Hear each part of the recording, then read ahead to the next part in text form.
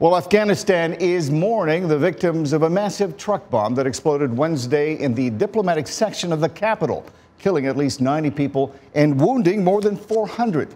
The bomb ripped through the central Wazir Akbar Khan area of Kabul, home to foreign diplomatic missions and government offices, damaging dozens of vehicles and surrounding buildings. Now, Afghan officials say the explosives were packed in a sewage tanker. Most of the casualties were civilians, but the dead include Afghan security guards. There was no immediate claim of responsibility, and the Taliban has denied involvement.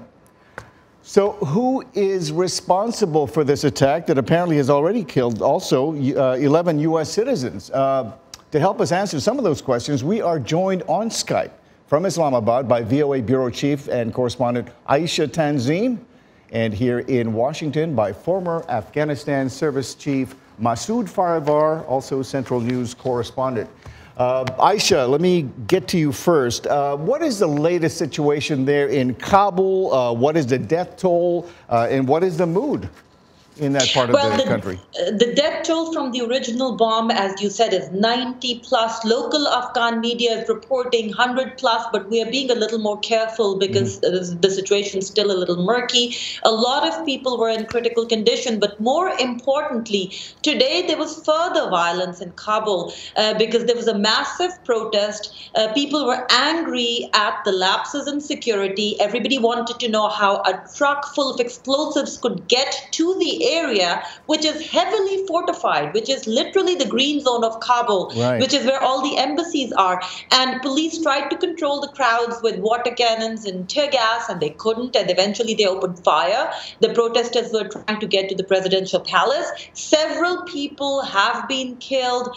Several more are wounded and in critical condition. We are not quoting the exact death toll because several local media outlets are quoting different figures. Our last update from the hospitals was at least 4 people, but local media is quoting a lot more.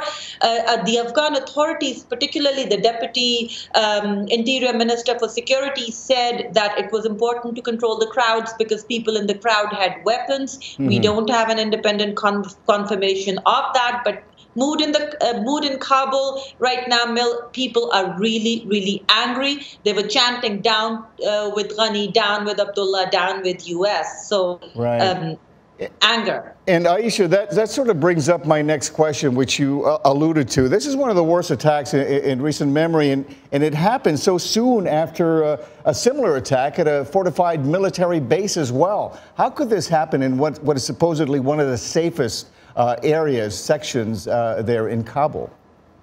And that is the question everybody's asking because it's pointing out serious lapses in Afghan security infrastructure.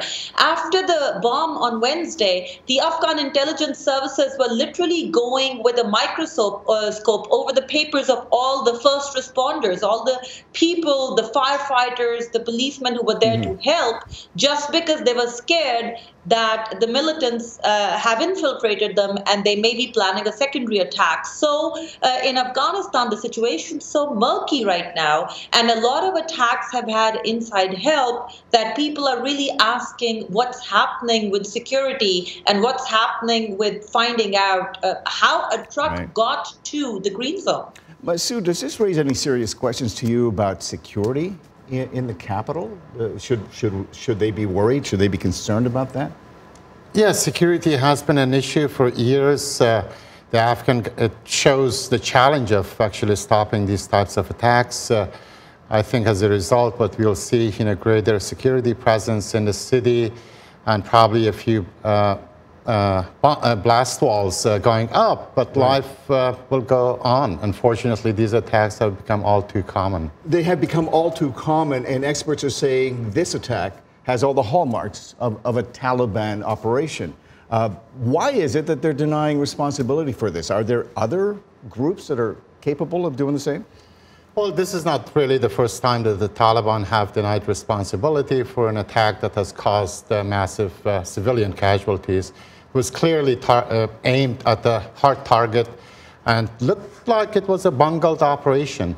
But there are at least 3 candidates for responsibility for this. The Taliban is number 1, the largest insurgency group in Afghanistan, followed by the Haqqani group, The Afghan government, of course, has officially pinned the blame on the Haqqani network. And the third candidate is the Islamic State, which operates in eastern Afghanistan but has carried out a number of large-scale attacks, including in Kabul in recent months. So, Masood, when you say possibly a bungled attack, there must have been another target then, is what you're suggesting? It appears that way. I mean, the Taliban, as a matter of policy, do not deliberately target civilians. Although the vast majority of civilian casualties in Afghanistan have been blamed on the Taliban and insurgent groups. So this is really a face-saving measure because so many civilians were killed. Yeah, I mean, they don't want to be associated with violence against civilians. Right. And Ayesha, is there any doubt at all, at least in Afghanistan, who was responsible for this attack? Well, the Afghan intelligence agency NDS has, as Masood said, officially blamed the Haqqani network, and they've actually named the Pakistani intelligence agency ISI for the blame. The Afghan president has said foreign intelligence agency. So within Afghanistan, there's no doubt. Pakistan has officially denied the charges. They have said we were definitely not involved in this, and these kinds of blame games are not helping regional peace.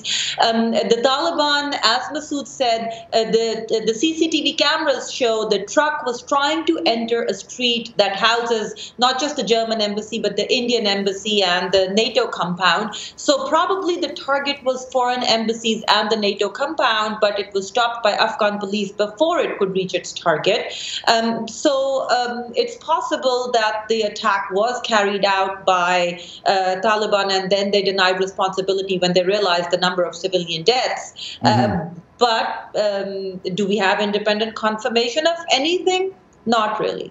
So, Masood, every time they blame Pakistan, I mean, this happens fairly often that Afghanistan will blame Pakistan for an attack that happens in Afghanistan. Is it likely that ISI, the intelligence arm of the Pakistani government, may have known or had been complicit in something like this? Is that beyond the ken? We don't know. There has been no evidence offered about this, and this is not the first time that the Afghan government has blamed the ISI for involvement in an attack of this scale. In fact, every time there has been a major suicide attack in Kabul, it's been blamed on the Haqqani network, which has historically had close links to the ISI. Tell me about the Haqqani network. What is important to know about the Haqqani network? They are part of the Taliban, but a different faction? Well, Mike Mullen, the former chairman of the Joint Chiefs of Staff, famously called them a veritable arm of the ISI, the Pakistani intelligence service. He should have probably added that they are also a lethal and potent arm of the Taliban. Now, I mean, they don't call themselves the Haqqani network. It's a name given to them by the American government and become popular. They see themselves as part of the Taliban movement, the leader. It was founded by a former anti-Soviet jihadi commander who served in the Taliban cabinet. And today it's led by his son, the founder's son, and he is the deputy leader of the Taliban group. But their aims are the same as the Afghanistan Taliban? Their aims are the same, their tactics are the same, but they have been mostly responsible for very large-scale complex attacks in Kabul. Ayesha, let me get you back into this conversation. Do you anticipate any major changes to security as a result of what we just saw there in Kabul? I mean, we already have seen the police chief of that district suspended and a couple of other officials suspended. What the public is demanding right now is that the heads of all Afghan intelligence and security agencies resign. I don't see that happening, but definitely Afghan government will take a very thorough look at their security infrastructure. They've already started an investigation. But that said, the fear is that there will be more attacks because the Taliban have already said, and they did when they launched their spring offensive, that this will be a bloody year. And everybody's hoping. The question that people are asking is that even if the Haqqani network is behind this attack, and even if they have outside support, again, the question is, how did the truck get into Kabul's fortified zone? Well, Ayesha, this is likely to create a lot of navel gazing, at least in Afghanistan and with our major security forces. My thanks to Ayesha Tanzeen in Islamabad and Masood Farivar here in Washington.